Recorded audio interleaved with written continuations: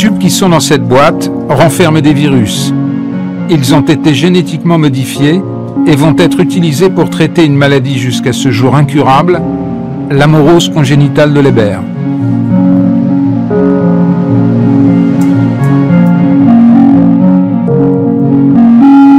Renaud, 47 ans, Geoffrey, 32 ans, Mouna, 26 ans et Cassandre, 10 ans, sont atteints de cette maladie qui peut conduire à une cécité totale. Ils font partie des 9 patients retenus pour l'essai clinique baptisé RPE65. 25 ans d'aventure humaine, scientifique et médicale ont rendu possible cet essai, celui d'un virus qui pouvait redonner la vue.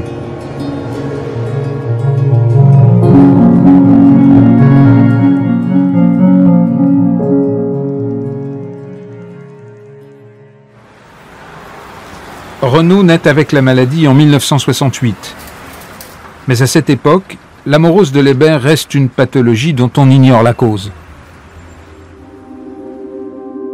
Quand j'étais enfant, on allait consulter des ophtalmos et ces ophtalmos me disaient que j'avais une maladie de la rétine congénitale, donc que j'étais né comme ça. Une maladie génétique, c'était une fatalité. Dans les années 60, on ne se préoccupait pas trop des maladies génétiques. Et donc tous les gens qui avaient ces problèmes-là, on avait très peu de connaissances sur les causes réelles. Et en pratique, on ne pouvait pas faire grand-chose. Pour pouvoir agir sur ces maladies génétiques, il faudrait savoir quels sont les gènes qui sont en cause. Mais le génome humain n'est encore qu'un texte illisible. Pour se lancer dans le décryptage et identifier les mots du texte, c'est-à-dire les gènes, il faut des moyens. C'est ce que demandent les chercheurs. 20 ans plus tard, l'arrivée du Téléthon change la donne. On est en train de tenter un grand pari, peut-être le plus grand chantier du monde pour la recherche. Tenter de découvrir tous les gènes, toutes les maladies génétiques. Il y en a 4000, il y a 4000 gènes à découvrir. Et là, les chercheurs savent comment faire, mais ils ont besoin de moyens. C'est pour ça que nous allons tenter, dans ce Téléthon 89, de faire mieux que les 2 premiers Téléthons, de leur donner les moyens de découvrir ces gènes. L'immense travail commence. Progressivement, le texte délivre ses secrets. Chaque gène correspond à une instruction à effectuer par la cellule. Le gène qui permet de renouveler notre pigment visuel est identifié selon le code RPE65. C'est la mutation de ce gène qui provoque l'amorose de Leber.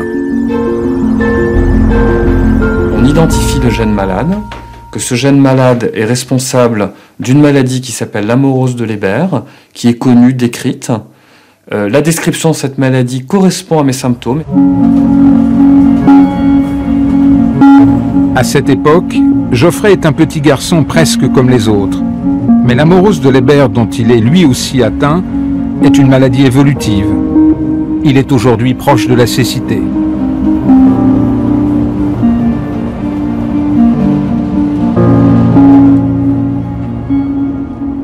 Quand t'es petit, tu vis ça différemment.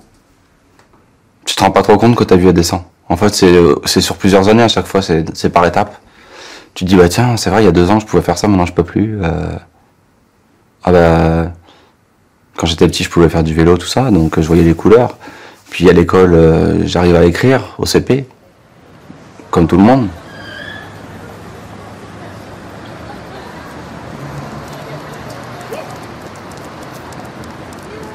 Tous les ans, ça descend, ça descend. Jusqu'au jour où tu vois plus du tout les couleurs, tu vois plus les formes exactes, tu vois plus comme avant, quoi. Geoffrey va devoir vivre avec la maladie, car si le gène de l'amorose de Leber a bien été identifié, aucun traitement n'est encore envisagé. Mais à l'autre bout du monde, l'aventure scientifique qui mènera à l'essai RPE65 commence. Philippe Moulier est un jeune médecin qui lorgne du côté de la recherche. C'est à San Diego qu'il fait ses premiers pas lorsqu'un jour, il ouvre par hasard le magazine Newsweek. Un jour, je vois un éditorial sur la thérapie génique, traitement par les gènes. Je tombe en arrêt. Je Comme si c'était un livre de science-fiction. Ah oui, total. Je me suis dit, c'est ça, il n'y a rien d'autre. Il a fait un éditorial qui projetait dans l'avenir en disant qu'on allait utiliser les gènes comme médicaments, quoi. La synthèse chimique, c'était déjà, on oubliait, quoi.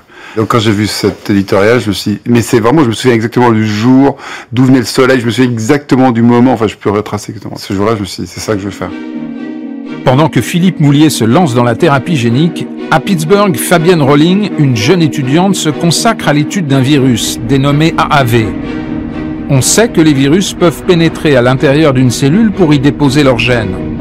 C'est précisément cette capacité qui intéresse les chercheurs. Ils veulent se servir du virus comme transporteur de gènes. Le virus AAV apparaît comme un bon candidat. Une équipe américaine à Pittsburgh travaillait sur ce virus. Et c'est là qu'après ma thèse, j'ai décidé de rejoindre cette équipe pour travailler sur ces virus qu'on essayait à l'époque de transformer en vecteurs pour essayer d'amener des nouveaux gènes dans les cellules. On ne parlait pas encore de thérapie génique, c'était le tout début en ce qui concerne ce virus-là. Mais l'idée, c'était de l'utiliser pour exprimer des gènes dans des cellules. On ne s'est pas dit en 92, ah ben un jour je traiterai un patient avec ce vecteur-là. Pas du tout. Parce qu'on ne peut pas se dire ça en recherche.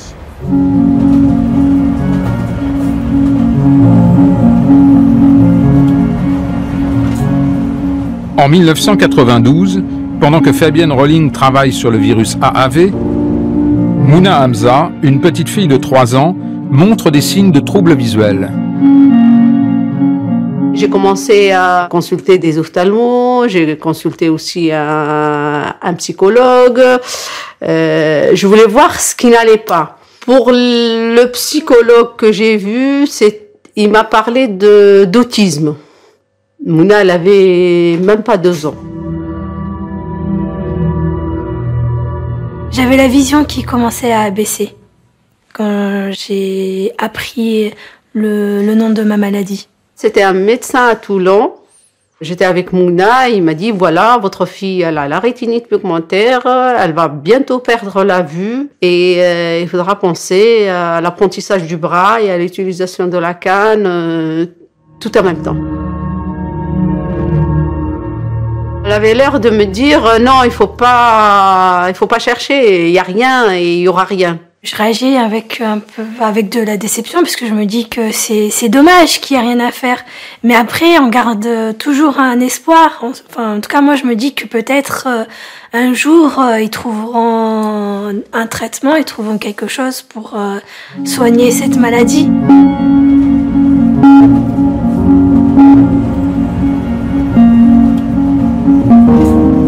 Le temps des patients n'est pas celui de la recherche. Dans les laboratoires, on progresse, mais il reste beaucoup de chemin à parcourir pour imaginer traiter un jour des patients. À l'époque, on ne savait pas grand-chose. Ce qu'on arrivait à faire, c'était pas très efficace. Je me souviens, quand on faisait pousser des cellules sur des boîtes en plastique, et quand on voyait au microscope qu'on avait réussi à transférer un gène, c'était tout juste si on n'était pas en quasi-larmes, avec des frissons partout. De son côté, Fabienne Rolling cherche désormais à tester le virus AAV sur un organe. Et la rétine apparaît comme un organe de choix pour la thérapie génique. L'aventure continue, mais à Perth, en Australie. Il y a une annonce dans le journal Gene Therapy d'une personne en fait en Australie, à Perth, qui cherchait quelqu'un pour faire du transfert de gènes dans la rétine. Donc moi, j'apporte la technique vecteur, qui n'avait pas du tout. Et j'apprends comment injecter dans l'œil, comment administrer les injections dans les couches de cellules qui nous intéressent pour traiter les différentes maladies. Et c'est ce qu'on fait avec nos vecteurs sur des rétines de rats. À l'autre bout du monde, Philippe Moulier a posé ses valises à Nantes pour y monter un laboratoire de thérapie génique. Cette fois, la technique commence à être au point. On prend un virus, quel qu'il soit, on le choisit sur ses caractéristiques. Il y en a qui vont plus aller dans l'œil, d'autres qui vont aller plus aller dans les amygdales, d'autres dans le poumon, dans le foie, etc. Le principe, c'est de prendre ce virus, de le vider de sa substance, de ses gènes à lui, qui le rendent dangereux. Et de remplacer tout l'espace de disponible, de le remplacer par le gène qui manque chez le patient. C'est tout simple comme concept. Bon, après, en mettre en œuvre, c'est un peu plus compliqué, mais sur la définition, c'est ça. On arrive à le rendre, vu de l'extérieur, comme un virus normal. Mais en fait, si on avait la capacité d'ouvrir, on regarderait, c'est pas du tout le virus de départ. C'est quand il va infecter la cellule en face, ou l'organe, ou l'individu, il croit qu'il injecte ses propres gènes, il injecte en fait le gène qui manque au patient.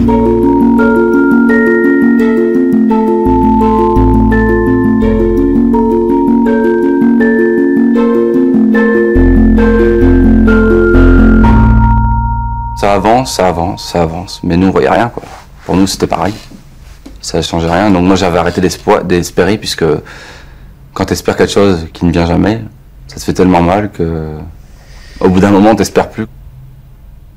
L'amorce de Leber RPU65 a bénéficié du fait que, à peu près au même moment, on a trouvé que les chiens briards avaient une mutation dans le gène.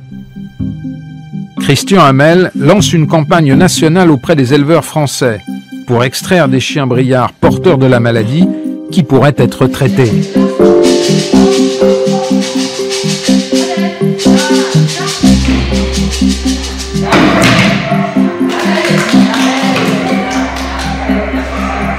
Ces chiens-là ont un œil à peu près aussi gros que l'œil humain, et on pouvait faire de la chirurgie dans l'œil un peu comme on l'aurait fait pour l'humain. Et donc il y avait au fond les situations idéales pour mener un essai, j'allais dire grandeur nature, hein, sur un animal ayant à peu près la taille de l'homme, parce qu'un mâle briard, hein, ça pèse 60 kilos, hein, pour pouvoir vraiment tester l'efficacité potentielle de la thérapie génique. Forte de son expérience, Fabienne Rolling veut cette fois se lancer dans un projet de thérapie génique et retourner en France. Elle prend contact avec un certain Philippe Moulier.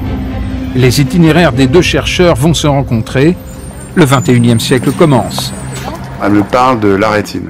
Et moi, je suis pas du tout rétinologue. Je sais même pas je sais que c'est par là. Parce que j'ai fait médecine, mais c'est tout, quoi. Et je me dis, la rétine, c'est pas mal parce que c'est pas un organe très volumineux par rapport au muscle. S'il faut traiter une maladie du muscle, on voit tout de suite le défi, quoi. La rétine, c'est compliqué, mais c'est pas non plus, en termes de volume, d'accès, tout ça, c'est plus simple. Et moi, quand j'ai vu la fille, j'étais en arrêt, quoi. Donc je me dis, il faut absolument qu'elle vienne.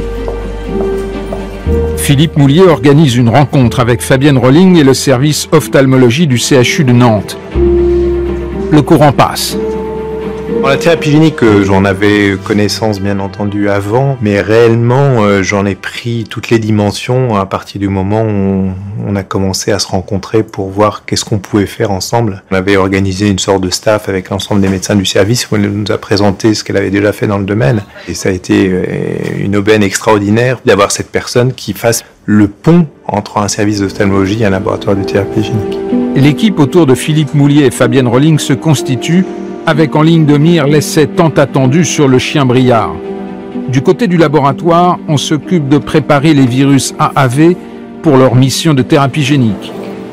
Au service ophtalmologie, le docteur Guylaine Lemeur rejoint l'équipe et réalise son rêve d'associer la recherche à son travail de médecin.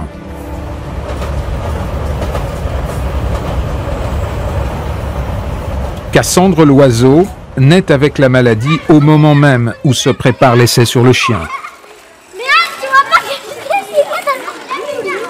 Cassandre ne voit pas en haut, voit pas en bas, voit pas sur les côtés.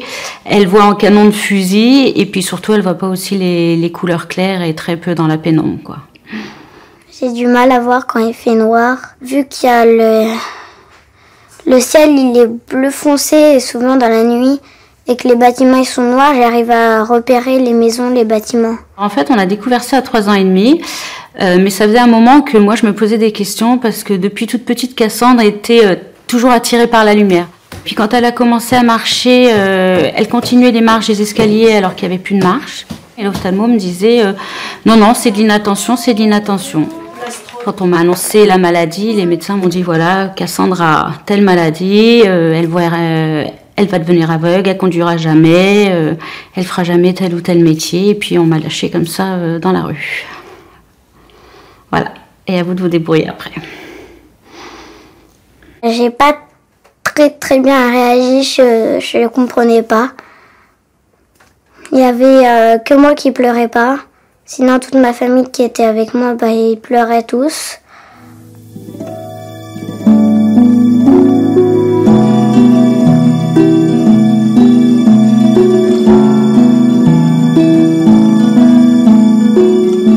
C'est très difficile pour eux de supporter cette affection. C'est cette lente descente aux enfers dont ils essayent de contourner d'une façon ou d'une autre. Donc réellement pour les patients, c'est quelque chose d'extrêmement pénible à vivre, même si c'est pas forcément toujours exprimé.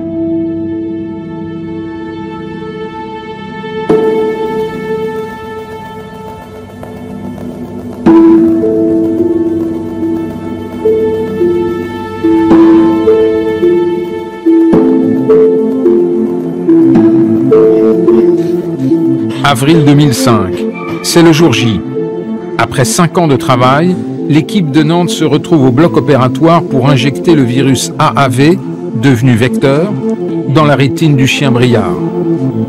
Le résultat sera capital et conditionnera la suite du programme, l'essai sur l'homme. Ce premier chien traité s'appelle Virus.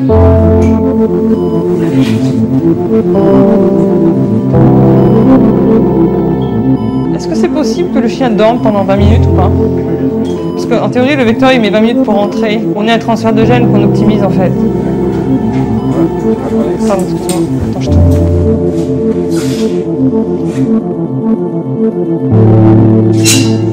te... réveille? Au laboratoire, l'attente commence. Le premier examen, l'électrorétinogramme, permettra de savoir s'il y a une reprise d'activité au niveau de la rétine du chien. J'étais dans le train et Guylaine Lemeur, qui a fait sa thèse de science avec moi, me téléphone et me dit ah là là, le premier chien injecté répond très très bien, on a un électrorétinogramme positif. Après, il y a eu toutes des choses exceptionnelles, c'est quand on s'est aussi rendu compte quand le chien a retrouvé réellement la vue, pas que l'activité électrique. Le parcours d'obstacles réalisé avant l'intervention montre un chien non-voyant qui progresse très difficilement. Après l'intervention, le résultat est saisissant. Le chien Virus a retrouvé la vue. Allez, viens me voir. Bien. Ce qui m'a le plus ébahi, c'est de voir cet animal qui ne s'était même pas rendu compte qu'il avait récupéré une vision et de voir son changement de comportement. Ça a été évidemment l'apothéose, c'est qu'on avait un comportement de l'animal qui, à l'évidence, montrait qu'il y avait un bénéfice visuel tout à fait patent. Bingo. Là, c'est sob, tout le monde pleure. Enfin, on est là dans l'équipe. Enfin, aussi bien technicien animalier que... Enfin bref, on est là, on se dit, c'est pas possible. C'est vrai, il y a quelque chose qui se passe, on se souvient de ce moment-là. Et là, on se dit, le chien, il a fait 40 kilos, il a un œil qui ressemble tout à fait à l'œil d'un enfant. Ouais, maintenant, le virage, il est là. Les sciences, c'est un espoir, un réel espoir pour certains enfants aveugles. Une thérapie génique a été testée avec succès sur des chiens. 10 à 20% des cas de cécité congénitale seraient concernés. Et ce sont les dons du Téléthon qui ont notamment permis cette expérience menée à Nantes. Quand on va voir la FM, quand on dit voilà les images du chien qui voyait pas et qui voit, on a besoin de 5 millions sur 3 ans pour faire l'essai, pour tester ça chez l'homme. Ils font chèque et qu'on peut l'avoir et qu'on peut le faire. Bah oui, quoi, hein, voilà, mais si vous voulez prendre ce truc et en faire un produit injectable chez les patients, ben voilà, vous avez le chemin à suivre. Et le chemin à suivre, c'est long et c'est contraignant par définition. Il faut faire des études obligatoires de toxicologie qui sont demandées, ça veut dire que ce produit n'est pas toxique. Donc il y a tout un panel d'études à faire là-dessus, ça prend 1 an. Et ensuite, il faut fabriquer ce vecteur sous la forme d'un médicament, ça prend en ce modo 9 mois. C'est toujours retardé, et c'est pas faute d'avoir travaillé, c'est pas faute d'y avoir mis toute l'énergie. Quand je parle nous, c'est toute l'équipe, aussi bien les gens du labo ici, la production de vecteurs, la préparation des dossiers, c'est qu'il y a des choses inhérentes au biologique qui font que les choses sont pas prêtes, les choses sont pas prêtes au temps T. Enfin voilà, donc ça c'est vraiment la recherche, quoi.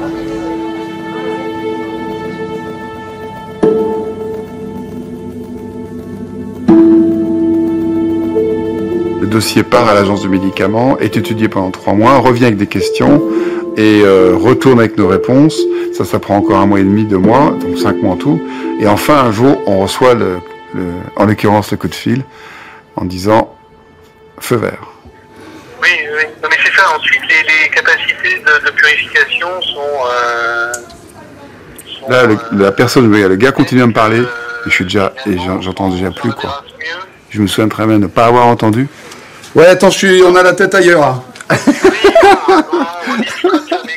Et je me souviens d'avoir même raccroché, sans même avoir dit au revoir, merci, etc.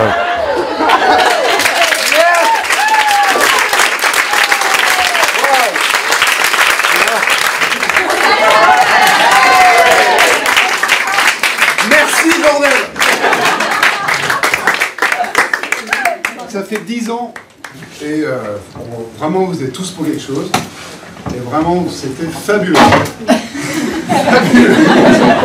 Ah non, mais vous êtes vraiment incroyables. Voilà, c'est tout ce que je voulais vous dire. Je vais tout de suite, si vous voulez bien, on va appeler... Bonjour, vous avez bien fait ma messagerie. On lui dit alors? Je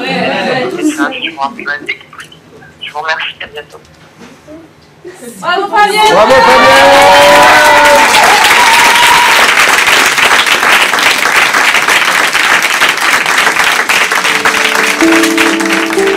La sélection des patients pour entrer dans le protocole de l'essai commence. Différents stades d'évolution de la maladie sont recherchés. De Geoffrey, qui est proche de la cécité, jusqu'à Cassandre, pour qui la vision n'est pas trop altérée. Le docteur Havel, il m'a envoyé un dossier de protocole d'accord, disant que je suis d'accord de faire éventuellement une opération dans ma maladie. Et après, ils ont sélectionné dans tous les hôpitaux de France, tous les services spécialisés. C'était l'attente, quand est-ce qu'on allait être convoqué. Au départ, je crois qu'ils étaient 1700. Et le nombre, il a commencé à diminuer petit à petit. Des fois, on attend, des fois, on rigole, parce que Mona, donc vous la connaissez, elle va apprendre tout sur la plaisanterie. Oui, ça y est, c'est comme si je vais aller rentrer dans une télé-réalité. Et quand ils ont commencé à sélectionner, qui c'est qui est éliminé, jusqu'au jour où le professeur il l'a appelé pour lui dire voilà, ça y est, Mouna, tu es parmi les 9 personnes qui vont bénéficier de l'injection. Le professeur Weber cherchait plutôt des gens jeunes et des enfants, et effectivement, on n'avait pas complètement prévu de traiter quelqu'un de mon âge. Mais dès lors qu'il y avait une possibilité de se faire soigner, oui, j'étais tout à fait prêt, et j'ai insisté pendant, je crois, 2 ans pour en faire partie. Cassandre, elle est partante, elle attend, et voilà, elle espère qu'elle verra mieux dans le noir, elle espère qu'elle verra mieux les couleurs. Oui, elle attend pas mal de cette intervention, tout en sachant que la maladie va pas disparaître, que c'est pas un traitement. Le jour où Guylaine Lemeur m'a décrit précisément ce que serait le protocole, avec la durée du traitement, les suites, la cicatrisation et tous les risques qui étaient engendrés, là c'est vrai que pendant 1 heure ou 2, je me suis vraiment posé la question de est-ce que j'étais prêt à affronter ça. Un jour ou l'autre, vu que ma maladie est évolutive, je peux tomber dans le noir total. Et quand tu vois pas beaucoup, et que tu peux déjà voir quand le soleil se lève et il se couche, si c'est nuageux, si le soleil brille, si la pièce chez toi est allumée, éteinte, c'est déjà, c'est déjà bien pour toi. Mouna, c'est pareil, elle me dit de toute façon, qu'est-ce que j'ai à perdre?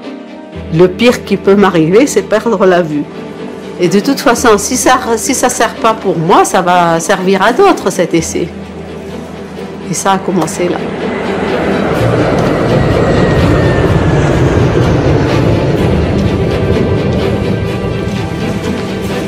C'est vrai qu'à ce moment-là, je rentre dans un programme de recherche qui va construire une nouvelle forme de médecine, puisque on est en train de modifier l'ADN d'un être humain.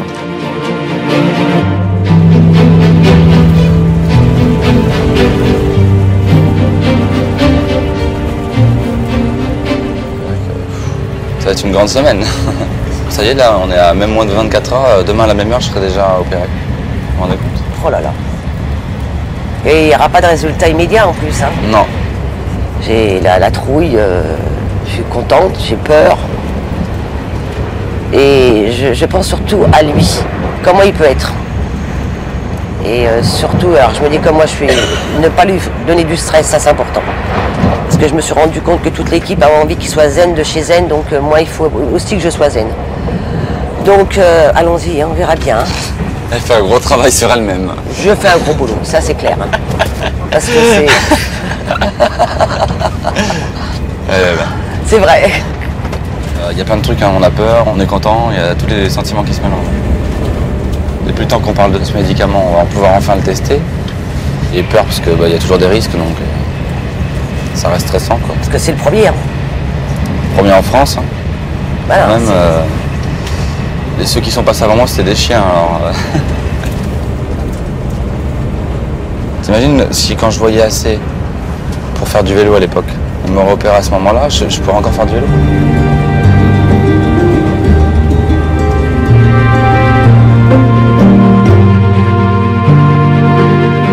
Alors, on va refaire tout le point sur l'injection de demain. Donc, il y a quand même les douches bétaninées, tout ça à prendre aujourd'hui et demain. Et puis vous allez rentrer directement dans la salle d'intervention. Vous allez être endormi dans la salle d'intervention. Pas que je vous donne trop de détails, ça va vous stresser. Non, vous l'avez déjà donné la dernière fois, mais non, c'est vrai que la partie chirurgicale me stresse un petit peu. Voilà, c'est ça. Il y a 15 000 gènes, il y en a peut-être 10 qui font l'objet de recherches avec un but thérapeutique à très court terme. Il y a 15 gènes relatifs à la vue qui est réellement traité. Donc c'est vraiment complètement dingue de se retrouver dans un champ de probabilité aussi faible, quoi. Je pense qu'il y a beaucoup plus de gens qui ont gagné à l'euro million que de gens qui ont gagné le droit d'être dans cette étude.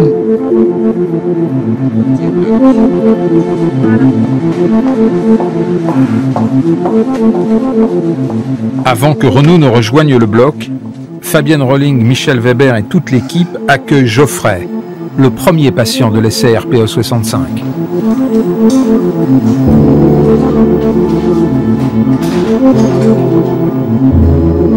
C'est une intervention qui, je dirais, en tant que telle, n'est pas inhabituelle, qui est plutôt courante. Donc après avoir enlevé le vitré, on injecte le produit donc, sous la rétine, donc enfin une toute petite poncture de la rétine, et on injecte le liquide sous l'espace rétinien.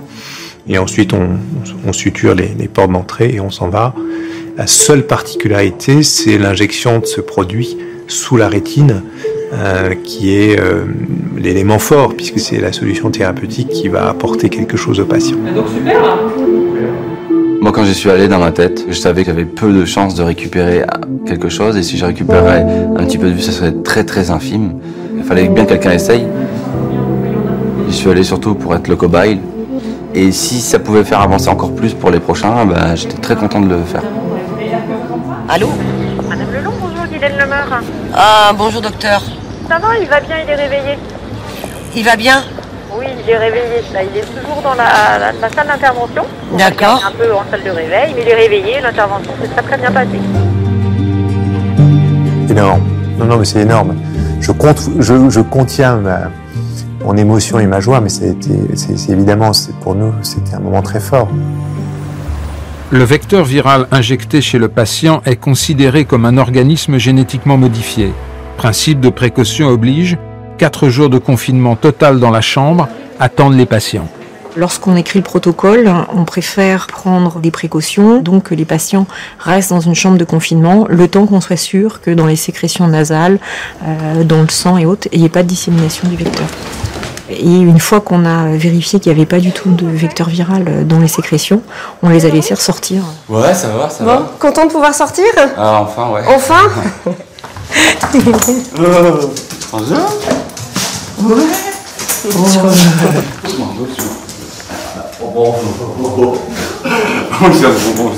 Je suis très très gêné au niveau de l'œil, quoi. Je sais que chez moi, c'était... J'ai mis à peu près 1 ou 2 jours au moins à ouvrir l'œil bien, quoi. C'était les points, on sentait les points, c'était horrible, quoi. C'était bizarre. On va regarder ce que ça donne. Je vais juste... Voilà, faites attention. Voilà, il y a un lampe qui va venir. Voilà. Allez, c'est parti. Ouais. Au niveau de la vue, c'est comment? C'est plus trouble, moins trouble? Non. Bon. J'arrive encore à discerner les... Quand je me mets comme ça, par exemple, je vois le néon là-haut. Ouais. Je vois le carré du néon. Voilà. D'accord. Ce qu'il faut tout d'abord observer chez Geoffrey, c'est sa tolérance au vecteur injecté. Qu'aucune réponse immunitaire ne se manifeste. La possibilité de retrouver de la vision reste limitée dans son cas, la plupart des cellules de la rétine étant mortes. Fanny Billot est orthoptiste. Elle va mener l'ensemble des examens tout au long de l'essai. Prêt? C'est parti. Au-delà de l'aspect médical, la relation humaine qui se tisse avec chaque patient est primordiale.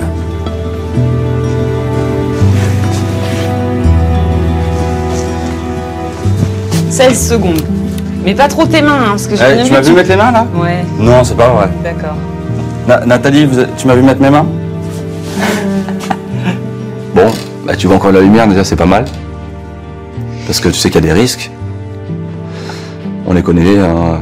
C'est possible que tu perdes de la vue, c'est possible qu'il y ait un problème. Bon, ils me disent que tout s'est bien passé, que apparemment le produit s'installe correctement, que ma rétine elle se recolle bien, et tout ça, et il n'y a plus qu'à attendre, quoi. J'en peux plus, j'en ai marre. Je suis vanné, épuisé, j'en ai vraiment marre.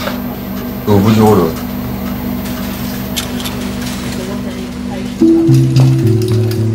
Pour Mouna, l'intervention marque une nouvelle étape de l'essai. La dose injectée est plus importante que pour Geoffrey pour atteindre plus de cellules déficientes sans prendre le risque d'altérer les cellules qui fonctionnent encore.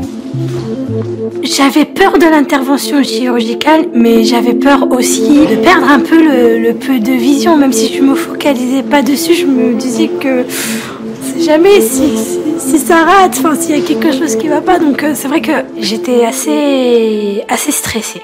Au moment où Mouna est rentrée dans le bloc, c'est là où je me suis dit ça y est, enfin.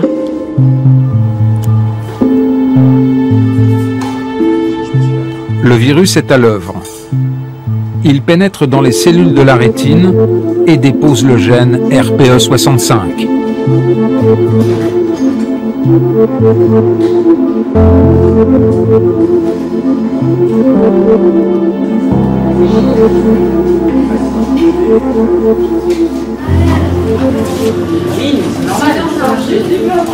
Tu vas arriver dans ta chambre, ça va aller mieux.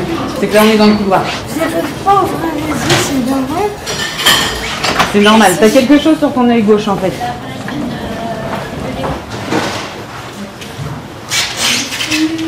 Ça y est, t'es dans ta chambre.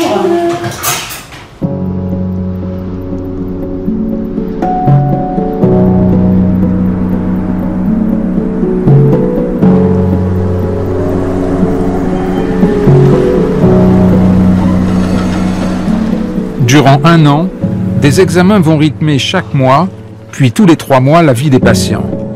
Chaque paramètre est mesuré, analysé et comparé avec ceux recueillis avant l'intervention. Les résultats obtenus sur le chien étaient prometteurs. Mais bien que la structure globale de l'œil soit très proche, on s'attend à des différences et le facteur neurologique reste une inconnue.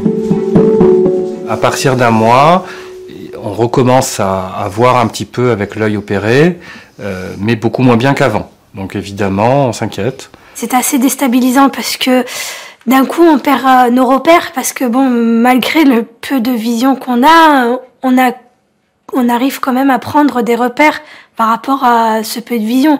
Et là, d'un coup, de perdre de la vue et de voir tout en rouge pour ma part, voir la vie en rouge, c'est assez spécial.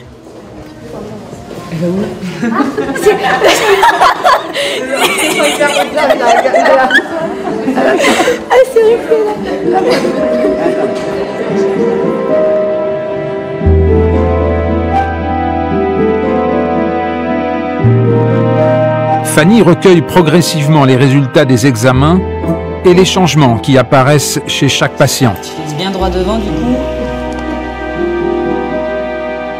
À aucun moment j'avais détecté la lumière du champ visuel. À aucun moment. Et là je la vois, elle reteste, elle revient d'en haut, elle revient au même point, elle part d'en bas, elle revient au même point, de la gauche, de la droite, et je la vois plusieurs fois. Là je dis ça y est, ça fait quelque chose. Avant le traitement, il n'avait pas de sensibilité rétinienne, en tout cas mesurable au champ visuel. Et après l'intervention, il a retrouvé un îlot de sensibilité rétinienne périphérique. Pourtant, tu vois, en diamètre, il a réussi à choper du 3, mais tu vois... C'était le premier patient, mais aussi la première preuve qu'il se passait quelque chose de positif.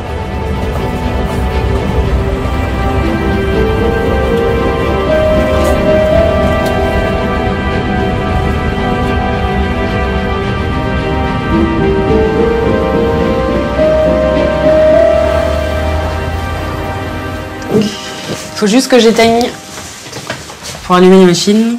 Yes. 2 mois après l'opération, l'œil opéré commençait à voir différemment, c'est-à-dire avec plus de couleurs et plus de contraste. Et c'est une évolution qui est très très lente au cours des mois. Le cerveau reçoit une nouvelle information de l'œil opéré qu'il n'avait pas l'habitude de traiter. Et donc c'est beaucoup de troubles visuels, beaucoup de changements de repères. Et c'est effectivement très difficile de s'accommoder à cette nouvelle situation.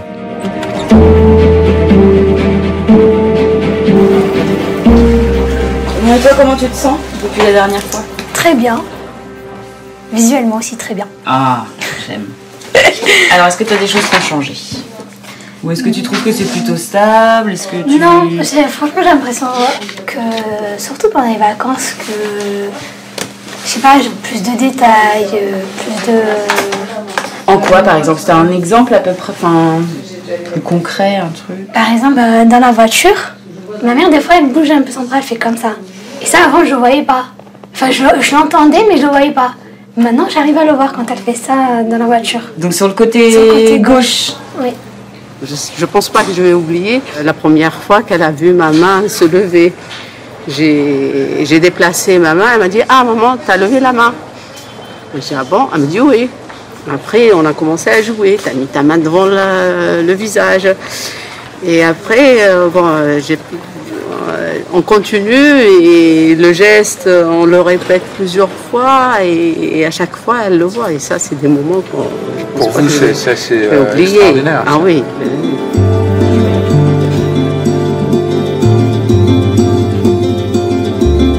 Ça me met,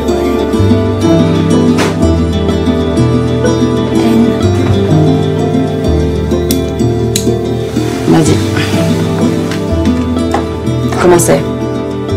G.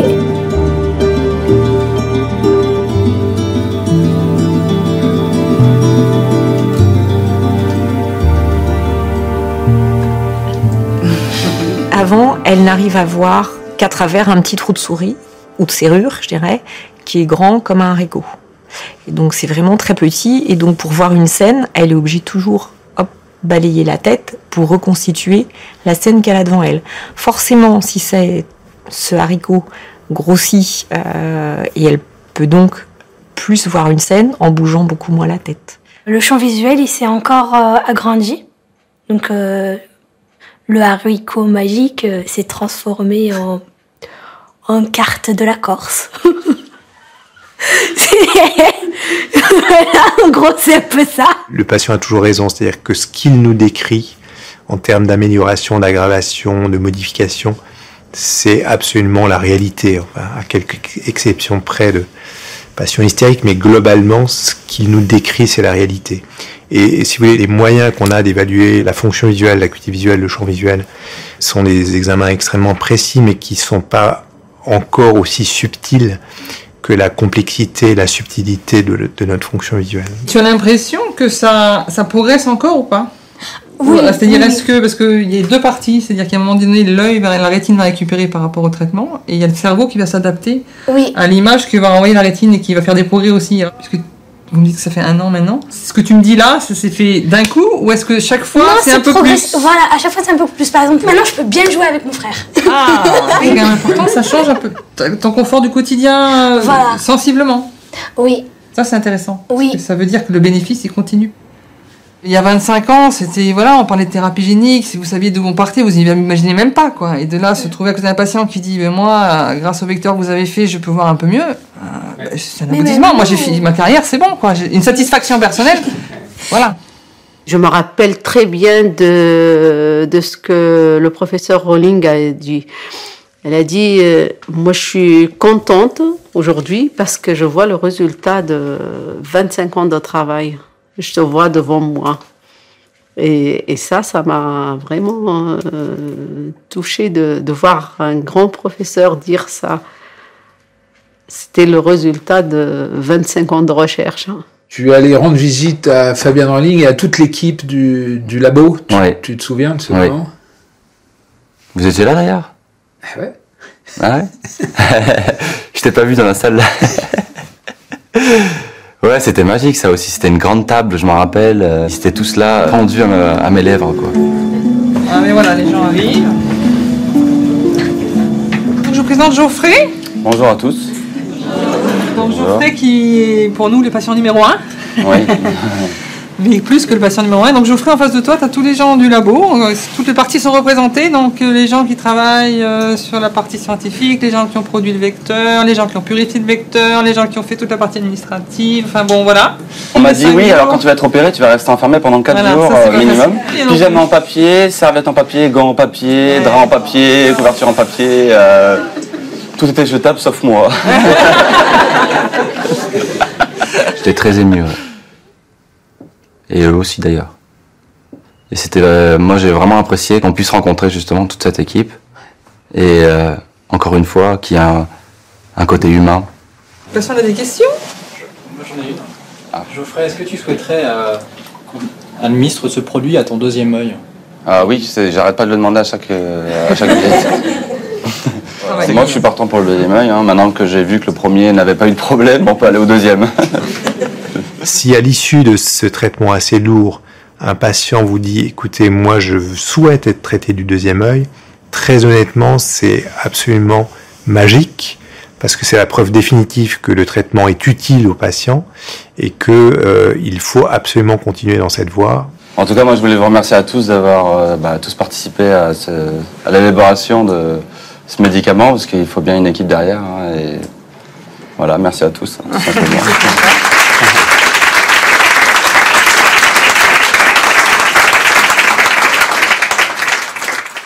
Si on veut faire d'autres essais cliniques, ça va être toujours la même chose, c'est le nerf de la guerre, c'est de retrouver d'autres financements pour pouvoir soit faire un essai de phase 1 pour traiter l'autre œil de ces patients-là, ou faire un essai de phase 3 pour traiter d'autres patients plus jeunes pour montrer qu'on a une modification. Donc là, on est dans le cadre d'un essai clinique qui, oui, a 4 millions d'euros, mais je pense que les traitements futurs et la thérapie génique future sera pas à ces prix-là non plus, parce que je pense que les pauvres seringues que je tenais lundi à 100 000 euros la seringue, elles vont plus être à 100 000 euros la seringue dans quelques années.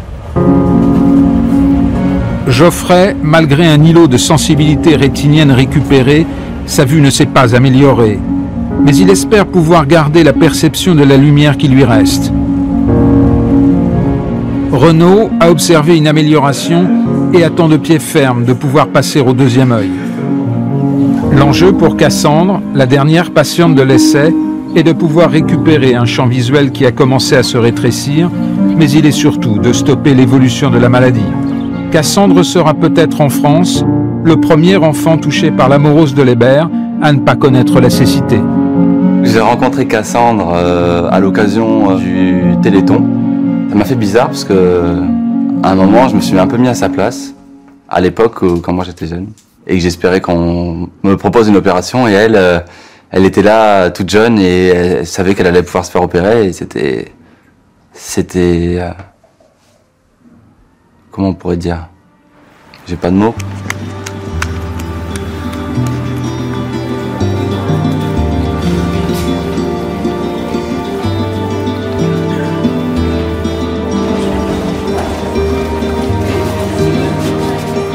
Bon courage.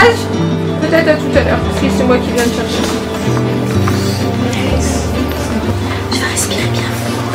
Faire un gros bisou maintenant. Hein? Et puis on va y aller. Voilà. Allez. Ouais, c'est une grande. Oui. On va bavarder, je suis sûre qu'il y a plein de choses qu'elle aime faire. Elle va tout me raconter. Hein? D'accord? Donc à tout à l'heure, on vous appelle quand c'est terminé.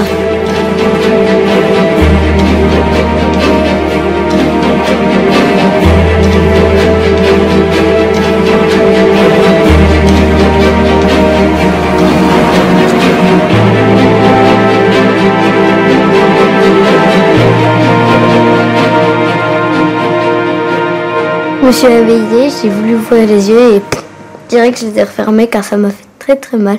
J'ai même pas eu le temps de voir où j'étais. J'ai juste entendu Cassandre, réveille-toi. C'est dur ce matin? Ouais, c'est dur la nénette ce matin. Tu as peur de l'ouvrir, c'est normal. Hein? Faut que tu l'ouvres, Cassandre. Je pense que Cassandre avait beaucoup plus peur qu'elle n'avait mal. Fanny a passé beaucoup de temps avec nous. Bien. Allez. Je crois qu'elle m'avait dit si tu ouvres ton œil, on fait une partie de Uno. Encore à toi.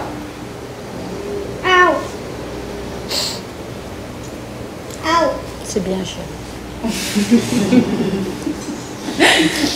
Uno. Et je dis jaune. Oui.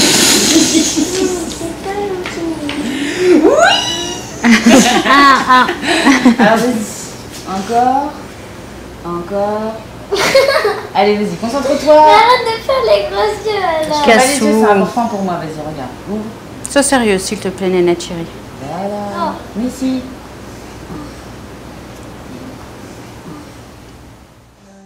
ça a été fait, ça a été fait. Très bien, super. Bon, merci. Et puis du coup, on part et voilà, elle revient pas. Cassandre a surmonté l'épreuve des 4 jours de confinement et va commencer le long parcours d'1 an d'examen qui mènera à la fin de l'essai RPE 65. On est parti? Ouais. Allez, c'est parti. C'est nul. Maman, c'est toi qui... Ah, j'ai rien dit du tout. Eh ben, tu vois. Oh, mais c'est une mamie, Cassandre, elle se déplace pas vite. Moi, je me déplace pas vite. Top.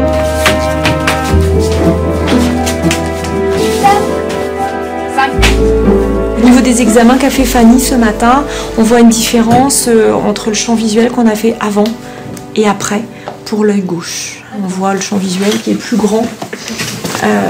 Ici, c'est le champ visuel avant intervention. Avec tous les petits isoptères, là, des petits tracés de ce qu'elle voit et ce qu'elle voit pas. Donc c'est celui-là que Fanny a retrouvé aujourd'hui. Donc c'est celui-là qui est vraiment beaucoup plus large. D'accord. Les résultats d'aujourd'hui, je suis hyper contente, mais en même temps, tant que Cassandre ne voit pas vraiment le résultat, les résultats sont là dans les examens, mais Cassandre ne les voit pas vraiment, quoi. Je veux dire, elle le voit pas dans sa vision de tous les jours, si vous voulez. Elle n'a pas vu sa vue se changer, ni voir mieux dans la pénombre. Donc tant que ça, faut peut-être un certain temps, faut peut-être, je sais pas. Hein. Je pense que c'est pas évident de voir pendant 10 ans d'une façon, et puis de se dire, bah hier en effet, je voyais pas Thomas, alors que là je vois la moitié de Thomas, tu vois. Pas évident quand même de se rendre compte comment on voyait il y a 10 jours, ou se souvenir, ou.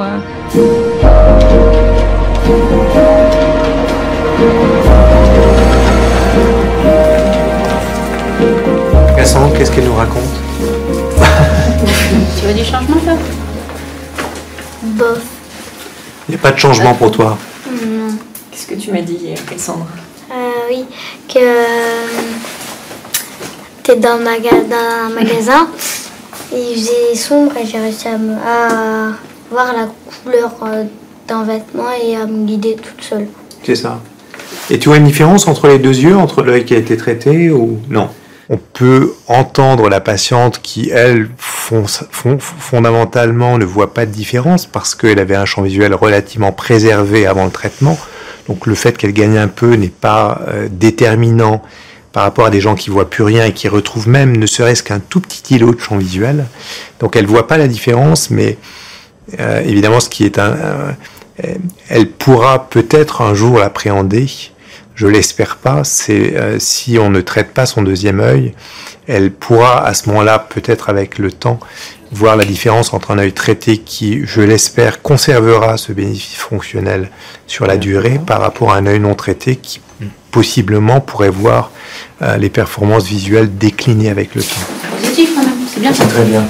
On a un enthousiasme modéré, mais parce qu'on est des scientifiques et que on se laisse le temps d'être tout à fait certain dans la durée de la stabilisation des résultats obtenus. Mais c'est une joie contenue, je dirais très honnêtement. Moi, je voulais remercier tout le monde, toute l'équipe de Nantais. Oh non! C'est parce que c'est énorme pour moi. Et puis on a été super bien accueillis à chaque fois, une équipe super, et puis voilà quoi. Si le deuxième œil pouvait être fait. Mais non, mais c'est énorme pour moi. Au revoir madame. Au revoir docteur, à bientôt, merci. C'est un encouragement très fort à poursuivre dans cette voie et aller de l'avant pour aller encore plus loin. Il y a 25 ans, Fabienne Rolling arrivait à Pittsburgh pour y étudier un virus, tandis que Philippe Moulier, à San Diego, lisait avec passion un article sur la thérapie génique. 25 ans d'une aventure scientifique qui a permis de traiter des patients et d'ouvrir la voie pour d'autres maladies. C'est complètement incroyable parce que du coup ça s'enchaîne. Il y a une deuxième maladie de la rétine qui est plus fréquente, sur laquelle aussi on en a un produit qui sort. On en a eu un troisième. Dans les maladies musculaires avec le Geneton à Paris, on a obtenu des résultats là, tout récemment, qui fait que des chiens que nous ont apportés les vétérinaires qui sont myopathes, qui marchent plus, etc., ceux à qui on injecte les produits correspondent à leur maladie. Les chiens courent dans tous les sens. 1 an après l'injection, une seule injection, ils continuent à courir. Moi, je n'en avais pas demandé autant au départ. Hein.